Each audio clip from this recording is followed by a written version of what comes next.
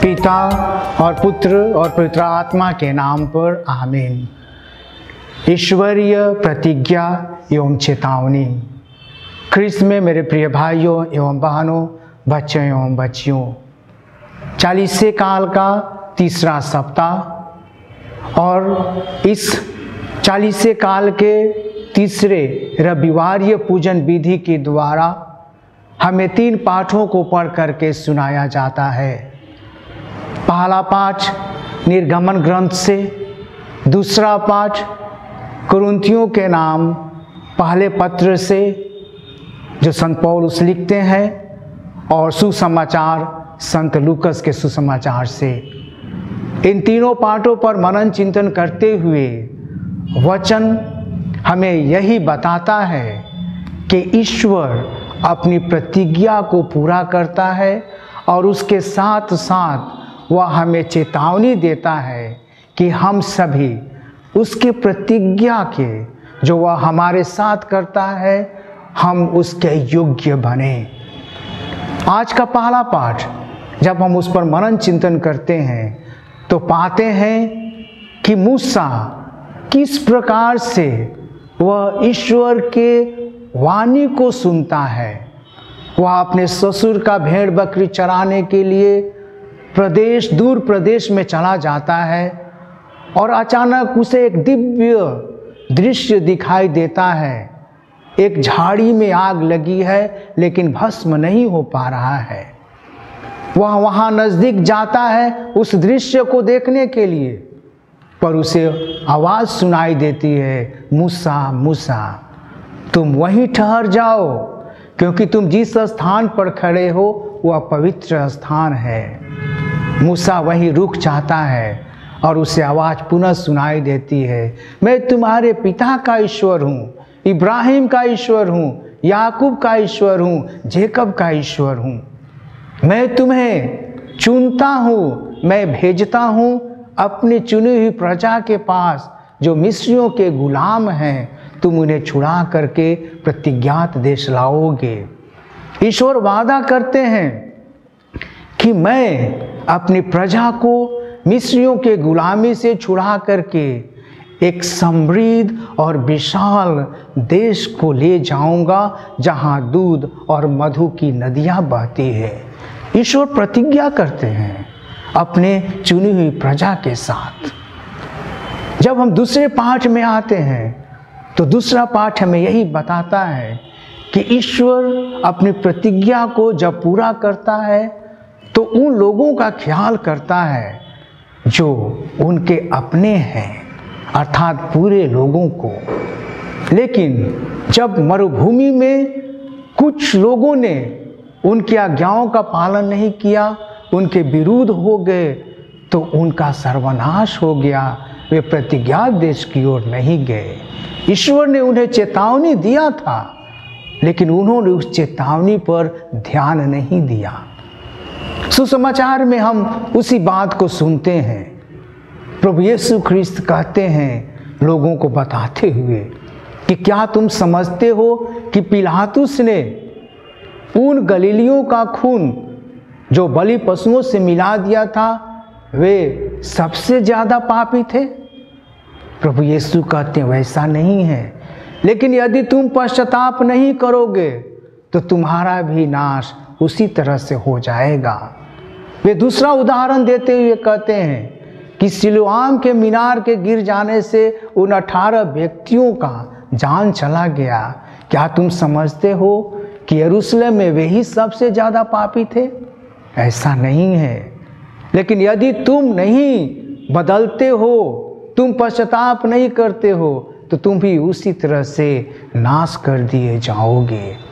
प्रिय भाइयों और बहनों, ईश्वर अपनी प्रतिज्ञा को पूरा करता है, उसके साथ साथ वह उन लोगों को चेतावनी देता है जो उनके पथ पर नहीं चलते हैं, उनके मार्गदर्शन पर नहीं चलते हैं, उनके नियमों का पालन नहीं करते हैं। यह 40 काल हम सबों के लिए एक वरदान है जो ईश्वर हमें प्रदान किए हैं। इस 40 काल में माता कलीसिया हमसे यही कहती है कि हम रुकें और अपने कर्मों को देखें कि हमने एक वर्ष किस प्रकार के कार्य किए हैं, हमारे वचन किस प्रकार से थे, हमारे व्यवहार किस प्रकार से थे, हमारे कार्यक्रम किस प्रकार से थे। यदि हम गलत कार्य किए हैं तो हम सबों को पश्चाताप करनी है। यदि हम पश्चाताप नहीं करते हैं तो हम सब के सब आध्यात्मिक रूप से नाश कर दिए जाएंगे। हम ईश्वरीय कृपा का अनुभव नहीं कर सकते हैं। ईश्वर जो हमारे साथ प्रतिज्ञा किए हैं, जहाँ दूध और मधु की नदियाँ बहती हैं वहाँ ले जाने के लिए, वह हम प्राप्त नहीं कर सकते हैं।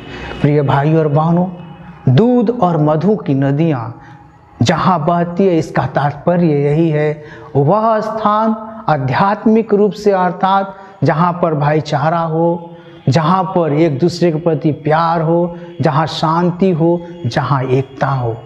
और यह हमें तभी प्राप्त हो सकता है जब हम ईश्वर के चेतावनी को ध्यान देते हुए उस प्रकार से हम अपना आचरण करते हैं।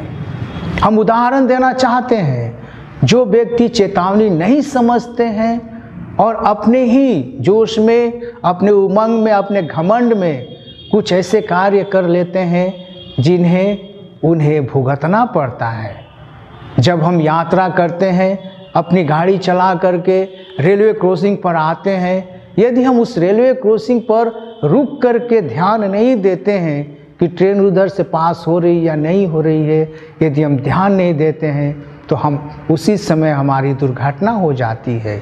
इसीलिए प्रिय भाइयों और बहनों, यह वह स्थान है, अर्थात चालीसे काल में जब हम प्रवेश किए हैं तो चालीसा काल हम सबों के लिए यह अवसर है जब हम सबों को रुक करके, पीछे मुड़ करके अपने कार्यों को देखते हुए पश्चाताप करनी है। क्योंकि ईश्वर हमें चेतावनी देते हैं कि यदि तुम चाहते हो कि प्रतिज्ञात देश में प्रवेश करो जहाँ दूध और मधु की नदियाँ बहती है, तो तुम सबों को मेरे नियमों का पालन करना है। आज के सुसमाचार में चेतावनी देते हुए अंतिम भाग वही बताता है। उदाहरण देते हुए प्रभु कहते हैं, एक मालिक 3 वर्षों तक अंजीर पेड़ के पास अपने बाग में जाता है फल खोजने के लिए, फल उसे नहीं मिलता है।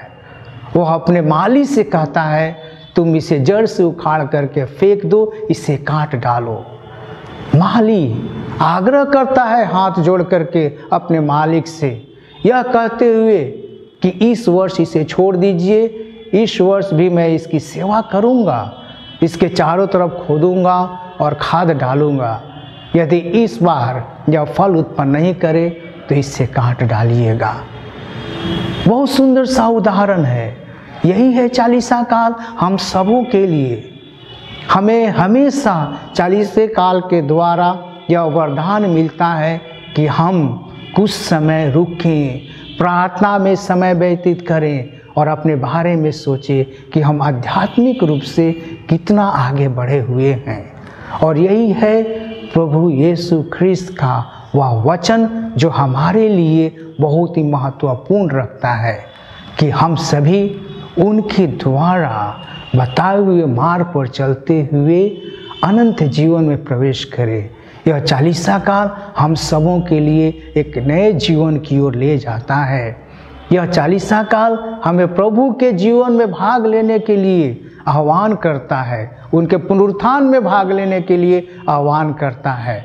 और हम तभी प्रभु के पुनरुत्थान में आध्यात्मिक रूप से भाग ले सकते हैं जब हम अपने आप को प्रभु के चेतावनी के द्वारा पश्चाताप करते हैं, अपने गलतियों पर पश्चाताप करते हुए क्षमा मांगते हैं। तो प्रिय भाई और बहनों, इस समय को यूं ही न जाने दें, बल्कि हम पूर्ण विश्वास, भरोसे एवं प्रार्थना में जीवन के साथ अपने कुकर्मों पर, अपने गलत व्यवहारों पर पश्चाताप करते हुए हम प्रभु के पास आ जाएं, हम प्रभु से संयुक्त हो जाएं, जिससे हम प्रभु के पुनरुत्थान का पर्व मनाने के लिए, नए जीवन का पर्व मनाने के लिए अपने आप को तैयार कर सकें और उस नए जीवन में हम प्रवेश कर सकें।